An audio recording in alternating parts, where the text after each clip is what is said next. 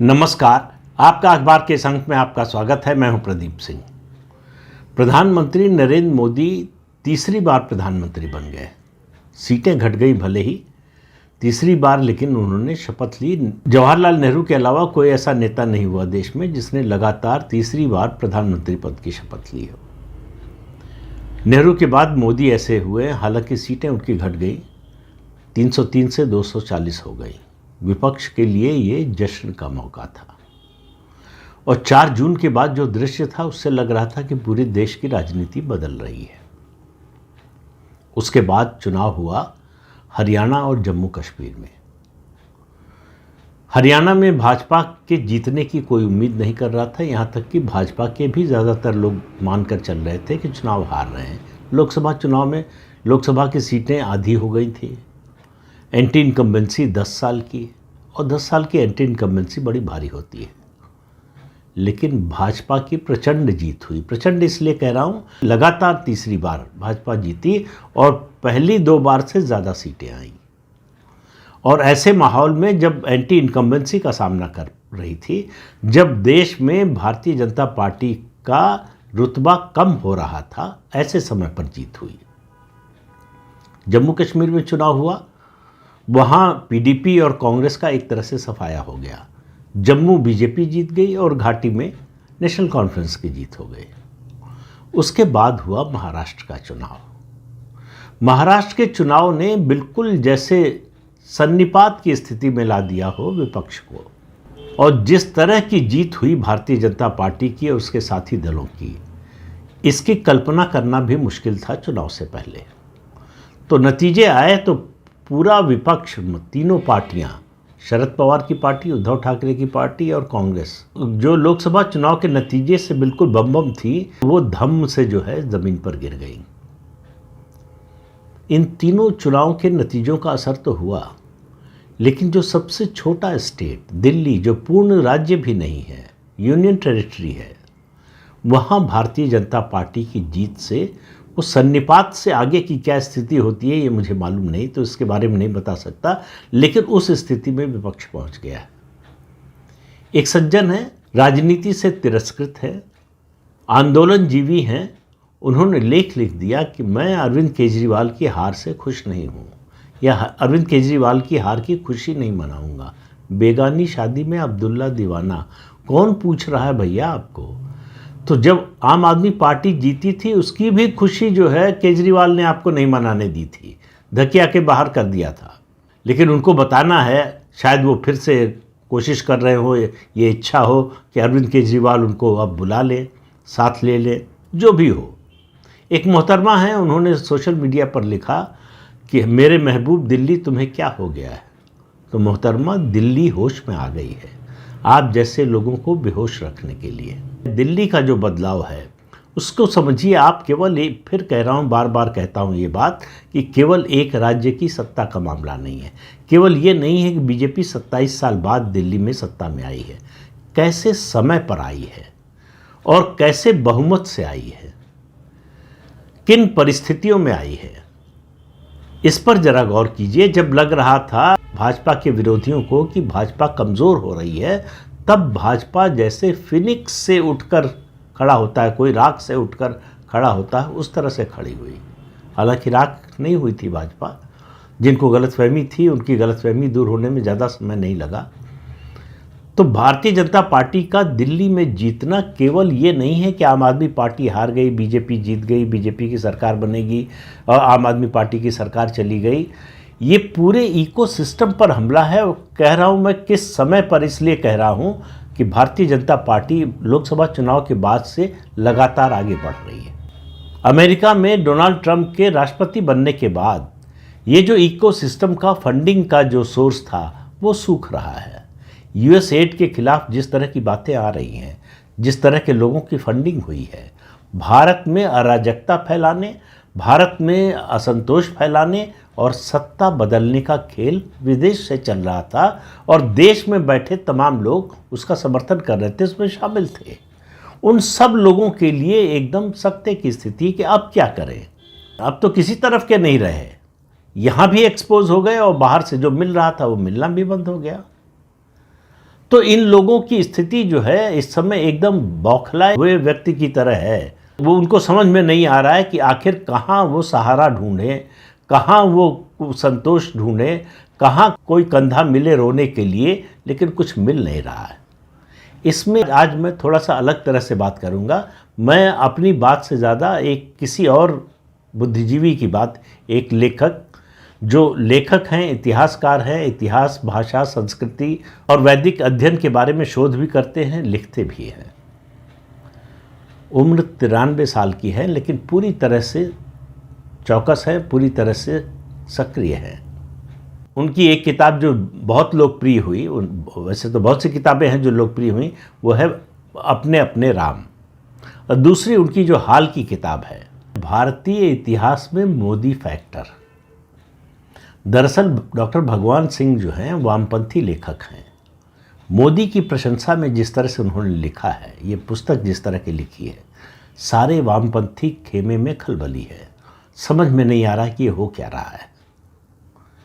और उन्होंने जिस तरह से तर्कपूर्ण ढंग से लिखा है, और साथ में उन्होंने एक बात और कही है कि वो विचार क्या जिसका विरोध ना हो, तो वो इसके लिए भी तैयार है।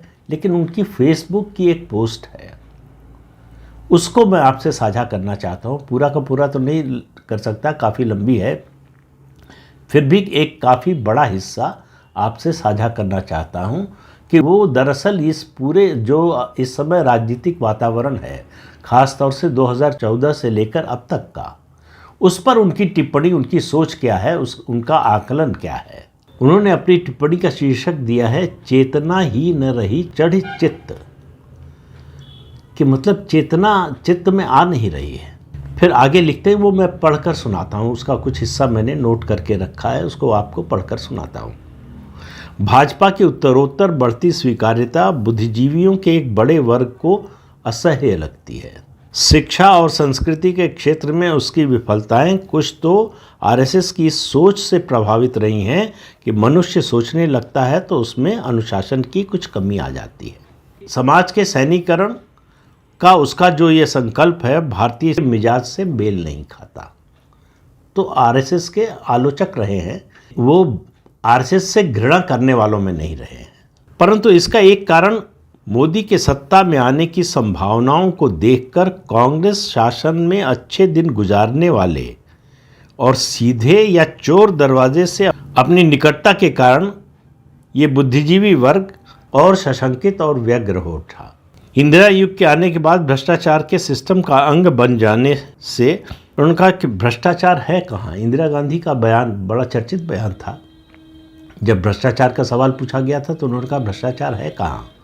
उसके बाद उन्होंने राजीव गांधी का उदाहरण दिया, जब उन्होंने कहा कि 1 रुपया यहाँ से चलता है दिल्ली से तो आम आदमी तक 15 पैसा पहुँचता है। और तानाशाही प्रवृत्ति बढ़ने के अनुपात में बुद्धिजीवी वर्ग को पटाने में और अपना समर्थक बनाने के लिए अपूर्व सुविधाएं दी जाने लगी।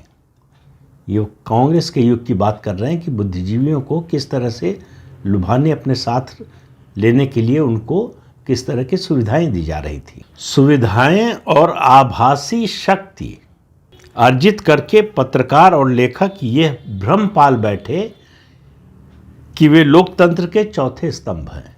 यह सुख केवल कांग्रेस के शासन में ही संभव है, ऐसा उनको लगता था, अब भी लगता है। इससे अवगत होने के कारण और नैतिक क्षरण के कारण वो सामंजित हो गए थे, यानी मिलकर काम करने लगे थे। आरएसएस जनसंघ भाजपा को संकीर्ण राष्ट्रवादी संगठन मानकर प्रेस इन्हें लगातार सप्रेस करता रहा, उपेक्षा करता रहा। इन संगठनों को इस हद तक बदनाम किया गया कि जब अपनी लोकप्रियता के शिखर पर जयप्रकाश नारायण आरएसएस की कार्यप्रणाली देखने के लिए गए और उनके अनुशासन की प्रशंसा की तो काजल की एक रेखा उन पर भी लग गई, यानी उनकी भी बड़ी आलोचना हुई थी। उस समय जितने तथाकथित धर्मनिरपेक्ष लोग थे, बुद्धिजीवी लोग थे, वामपंथी लेखक, बुद्धिजीवी, उन सब ने आलोचना की थी जेपी की। फिर वो थोड़ी आलोचना इन संगठनों की भी करते हैं, कहते हैं इन संगठनों में प्रचार की भूख कम नहीं थी, पर अपने अस्तित्व की रक्षा और अपना प्रचार सीधे जन संपर्क के माध्यम से इन्हें करना पड़ा। भाजपा के आते ही उनकी उपेक्षा होगी और फायदे कर दिए जाएंगे। उनकी पूंछ इतनी घट जाएगी कि वो पूंछ तक नहीं हिला सकेंगे। मोदी के नायकत्व में सत्ता आते ही तानाशाही आ जाएगी, यह मानकर एक गलत समझ के चलते उन्होंने एकजुट होकर विद्रोह कर दिया। इस बात पर जरा ध्यान दीजिएगा। उन्हें विश्वास था कि बुद्धिजीवियों के विद्रोह से सत्ता परिवर्तन हो सकता है। जो न करे रवि वो करे कवि। समझ का आयतन ऐसा कि जिस शासन काल की वे वापसी चाहते थे, उसी शासन काल में मिले सम्मान को लौटाने लगे। वापसी का दौर आपको याद होगा अच्छी तरह से, किस तरह से वो अभियान चलाया गया था और इस उम्मीद से चलाया गया था कि ये अभियान चला और मोदी सरकार गई। एक इतनी बड़ी संख्या में बुद्धिजीवी एक साथ होकर आएंगे अगर सार्वजनिक रूप से, तो उसके बाद मोदी सरकार उसका सामना नहीं कर पाएगी। डॉक्टर भगवान सिंह लिखते हैं कि इतिहास में इन बुद्धिजीवियों को संबोधित करते हुए कहते हैं कि इनके लिए एक अलग जगह होनी चाहिए, क्योंकि विश्व इतिहास में बुद्धिजीवियों की यह मूर्खता की अनन्य मिसाल थी और रहेगी। फिर कहते हैं कि मोदी को इससे फर्क पड़ता था, इसका असर होता, पर प्रेस और प्रसार माध्यमों की उपेक्षा के आदि संघ में प्रशिक्षित मोदी ने उसका जो तोड़ संचार के उपेक्षित पर सर्वाधिक सुलभ आकाशवाणी से मन की बात के माध्यम से निकाला, बुद्धिमत्ता और बुद्धिजीविता का अंतर फटे दूध की तरह साफ हो गया। जैसा मैंने पहले बताया आपको, डॉक्टर भगवान सिंह ने जो उनकी हाल की पुस्तक है भारतीय इतिहास में मोदी फैक्टर, वो लिखा है और कहा है कि भारत की राजनीति में मोदी के आने का महत्व क्या है। इस पर बड़े विस्तार से लिखा है उन्होंने। तो मैंने ये उदाहरण जो है डॉक्टर भगवान सिंह का इसलिए दिया कि इससे आपको पूरी तस्वीर आपके सामने साफ हो जाएगी कि दिल्ली चुनाव के नतीजे का क्या असर हुआ है। वो बुद्धिजीवी वर्ग जो उम्मीद किए हुए था 2014 से लगातार कि कांग्रेस की वापसी होगी, तो उसने संतोष कर लिया था कि चलिए कांग्रेस की वापसी नहीं हो रही है, आम आदमी पार्टी बनी रहे, क्योंकि जो सुविधाएं और जो आभासी शक्ति कांग्रेस पार्टी ने इन बुद्धिजीवियों और पत्रकारों को दिया, उससे ज़्यादा आम आदमी पार्टी और अरविंद केजरीवाल दे रहे थे। अब वो स्रोत भी बंद हो गया है। दिल्ली की हार के बाद पंजाब में कब तक आम आदमी पार्टी की सरकार रहेगी या कब तक आम आदमी पार्टी सरवाइव करेगी पंजाब में, ये बताना मुश्किल है। तो दिल्ली की हार को केवल जो है 27 साल बाद भाजपा की सत्ता की वापसी के रूप में मत देखिए। एक बड़े इकोसिस्टम के गिरने की बहुत जोर की आवाज़ सुनाई दे रही है और आने वाले दिनों में ये क्रंदन और विलाप और सुनाई देगा। ये जो रुदाली ब्रिगेड है ये और ज़ोर ज़ोर से रोएगी। जनतंत्र खत्म हो गया। मुश्किल ये है कि दिल्ली के चुनाव के बाद तो ये ईवीएम पर भी आरोप नहीं लगा पा रहे हैं। कोई बहाना नहीं मिल रहा है कि कहें इसकी वजह से, हालांकि एक कोशिश की गई कांग्रेस पर आरोप मढ़ने की कि कांग्रेस ने मदद करके जिता दिया। हालांकि उस तर्क का कोई आधार नहीं है, इसकी बात मैं पहले कर चुका हूं। तो कुल मिलाकर दिल्ली के विधानसभा चुनाव का जो नतीजा है उसकी गूंज आपको अगले 4 साल तक सुनाई देती रहेगी और उसके बाद भी सुनाई देगी, क्योंकि ये इकोसिस्टम पर मेरा मानना है कि सबसे बड़ा हमला है। 2014 में कांग्रेस के जाने के बाद जो हुआ वो पहला और प्रभावी हमला था। उसके बाद से जितने भी चुनाव हुए हैं, चाहे वो 19 का हुआ हो, चाहे 24 का हुआ हो, इस बीच में जो विधानसभा के चुनाव हुए, उन सबसे ज़्यादा असर दिल्ली के विधानसभा चुनाव के नतीजे का हुआ है। और उसकी टाइमिंग ऐसी है कि अमेरिका में सत्ता परिवर्तन हो गया, डोनाल्ड ट्रंप राष्ट्रपति बन गए, यूएस एड की फंडिंग बंद कर दी। उसके अलावा जितना वोक सिस्टम है उसके खिलाफ अभियान वहां शुरू होने जा रहा है, बल्कि शुरू हो चुका है। इस सब को मिलाकर भारत में जो लोग भारत विरोधी अभियान चला रहे थे उनके लिए सर छुपाने की जगह खोजना मुश्किल हो रहा है। दिल्ली के चुनाव का दर्द ये है। उनको लगता था कि अगर दिल्ली में सरकार बनी रही तो अराजकता फैला सकते हैं, फर्जी आंदोलन चला सकते हैं, फर्जी जो नैरेटिव गढ़ सकते हैं, विदेशों की मदद से नैरेटिव गढ़ सकते हैं। वो सब पूरा शिराजा ही बिखर गया है और उसको समेटने का कोई तरीका समझ में नहीं आ रहा है। अभी तो अरविंद केजरीवाल के लिए अपने सर्वाइवल का सवाल है। दिल्ली की सरकार गई, इतने सारे मुकदमे हैं, जो करोड़ों रुपए देकर वकील करते थे, अब उन वकीलों को पैसा कहाँ से दिया जाएगा, उनकी फ़ीस कहाँ से दी जाएगी। और ये सब वकील ऐसे हैं जो बिना फीस के जो है सर भी नहीं हिलाते, बोलना तो दूर है। तो अब अभी तक तो दिल्ली सरकार दे रही थी, अब तो दिल्ली सरकार से मिलने से रहा। पंजाब सरकार से दिलवा नहीं सकते क्योंकि पंजाब में उनका कुछ नहीं है। यहाँ तो दिल्ली के उप मुख्यमंत्री थे, इस नाते दिल्ली सरकार जो है उनके मुकदमे का खर्च दे रही थी। तो ये सब शुरुआत है अभी, आप देखिए। इसके बाद जो घटनाक्रम है वो आने वाले कुछ दिनों में, और मेरा मानना है कि इस बजट सत्र के बाद, संसद का जो बजट सत्र चल रहा है उसके बाद और तेज़ होने वाला है। और उसकी तेज़ी की शुरुआत इसी बजट सत्र से हो जाएगी जब वक्फ संशोधन विधेयक पास होगा, एक्ट बनेगा, कानून बनेगा। वहाँ से आप देखिए कि समय का चक्र कितनी तेज़ी से चलता है। तो इस अंक में इतना ही, अगले अंक में फिर मिलेंगे किसी नए मुद्दे के साथ। तब तक के लिए अनुमति दीजिए। आपसे अनुरोध है कि ये चैनल देखिए, शेयर कीजिए, लाइक कीजिए और सब्सक्राइब जरूर कीजिए। नमस्कार।